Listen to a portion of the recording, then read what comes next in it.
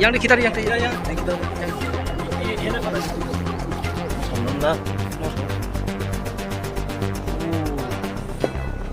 इधर जो गांजा मिला कैसे मिला आप लोग? आज अराउंड 7:30 AM मुझे कॉल आया था, एक सीक्रेट इन्फॉर्मेशन मिला था कि एक अबैंडन गाड़ी यहाँ पे छूटा हुआ है अराउंड चंपाहोर प्लेस के नज़दीक। तो I along with OCPS went to the place, raided it and searched it. और एक mini truck, Tata mini truck, इसके अंदर, इस कैविटी के अंदर अराउंड 130 kgs ऑफ गांजा मिला। Added to it we also found out 2 Assam registration number plates.